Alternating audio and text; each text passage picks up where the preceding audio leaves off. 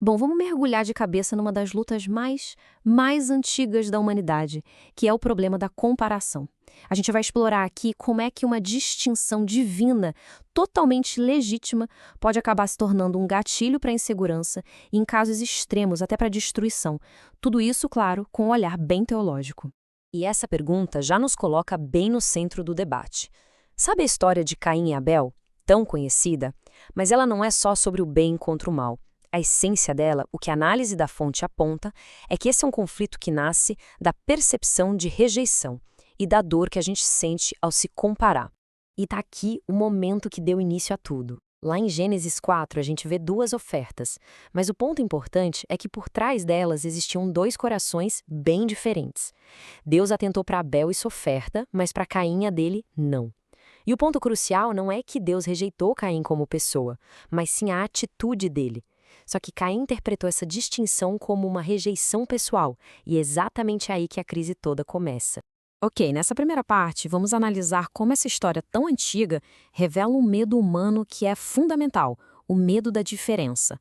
Caim simplesmente não conseguiu suportar que o outro fosse reconhecido de um jeito diferente, e a reação dele acabou criando um padrão que, nossa, ecoa até hoje. O mais interessante aqui é a psicologia por trás do que Caim fez. Em vez de parar e pensar, puxa, como eu posso melhorar? Ou o que eu posso fazer de diferente? A insegurança dele o levou para um caminho muito sombrio. A diferença foi vista como uma ameaça.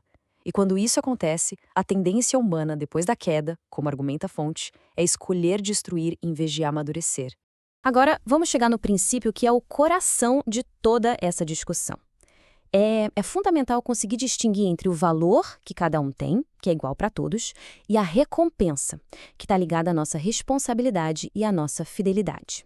Quando a gente mistura essas duas coisas, isso gera uma tensão teológica e emocional gigantesca. E o conceito que organiza tudo isso é a justiça proporcional. A ideia aqui é que Deus não age por capricho, sabe?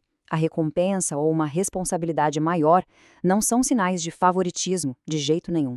São uma consequência justa, coerente da fidelidade de alguém. Isso não tem a ver com merecer a salvação, mas sim com a justiça divina em ação. E essa imagem aqui ilustra essa distinção de um jeito brilhante. A salvação, que é baseada na graça, nos coloca todos no mesmo nível de dignidade e valor. A cruz é, nesse sentido, o grande equalizador. Agora, a recompensa no reino, essa sim é baseada na fidelidade e aí ela distribui responsabilidade e autoridade de forma proporcional. Uma coisa não anula a outra, elas coexistem lado a lado na teologia que está sendo apresentada aqui. E a Bíblia está cheia de metáforas que reforçam essa ideia de diversidade que funciona em harmonia. O apóstolo Paulo, por exemplo, usa a imagem do corpo, onde o olho e a mão têm funções diferentes, mas o mesmo valor. Ou a imagem das estrelas, onde cada uma tem seu próprio brilho. A beleza não está na uniformidade, mas sim na multiplicidade organizada com um propósito. Certo, mas essa ideia de distinção legítima é só um caso isolado? De jeito nenhum. O que a análise da fonte revela é que este é um princípio que se repete, é como um fio condutor que atravessa toda a narrativa bíblica. Vamos ver rapidinho como isso se desenrola. Desde a escolha de Abraão, passando pela unção de Davi, os chamados super específicos dos profetas e até mesmo no círculo íntimo de Jesus e na missão dos apóstolos, a gente viu um padrão bem claro. Deus trabalha com a singularidade de cada um. A diferença serve a um propósito maior, não a um favoritismo aleatório. Bom, depois de estabelecer esse padrão teológico, vamos voltar para a luta interna que essas distinções todas podem criar. Como é que o coração humano lida com a singularidade do outro? É aqui que a psicologia da comparação entra em cena. E a gente encontra um paralelo perfeito para a crise de Caim, só que agora no Novo Testamento.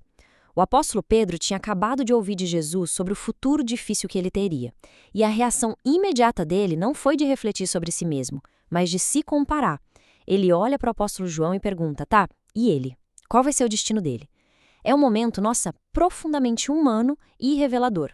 Essa tabela coloca os dois lado a lado de um jeito muito poderoso. Caim e Pedro enfrentam o mesmo gatilho, a distinção divina na vida de outra pessoa. A reação de Caim é a inveja que leva à destruição. A de Pedro é a comparação que nasce da insegurança. Mas olha só a resposta divina. Para Caim, um aviso muito sério. Para Pedro, uma correção que redireciona totalmente o foco. E aqui está a frase central de toda essa nossa análise. A resposta de Jesus a Pedro é a cura para essa síndrome da comparação. A solução não é eliminar as diferenças, mas sim eliminar o hábito de se comparar. O chamado é para fidelidade pessoal, para focar no próprio caminho, sem se importar com o caminho do outro. Então, como é que tudo isso se resolve? Se as distinções são reais, como evitar que a inveja e a comparação tomem conta? A resposta está numa maturidade futura, numa visão de harmonia que as Escrituras chamam de escatológica, ou seja, do fim dos tempos. A visão da Nova Jerusalém, lá no finalzinho da Bíblia, não é a de uma massa de gente toda igual. Pelo contrário, é a de uma comunidade organizada, com diferentes funções, diferentes honras. A grande diferença é que lá, num estado de maturidade coletiva, a inveja vai ter sido curada. A honra e a recompensa do outro não serão uma ameaça, mas sim um motivo de festa para a comunidade inteira. Então, como aplicar isso hoje? O material nos deixa com 3 passos bem práticos. Primeiro, firmar a nossa identidade na graça, sabendo que o nosso valor não é negociável. Segundo, focar na nossa própria jornada, em responder ao nosso chamado pessoal.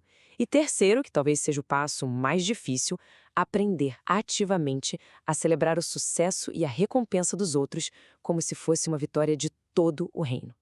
E a gente termina com essa pergunta, que é bem provocadora. A análise nos leva a concluir que o ideal divino não é a uniformidade, mas sim a diversidade em harmonia. Um lugar onde cada singularidade é celebrada. A questão, então, não é se isso um dia vai acontecer, mas se os nossos corações hoje estão sendo preparados para uma realidade tão radicalmente livre da comparação.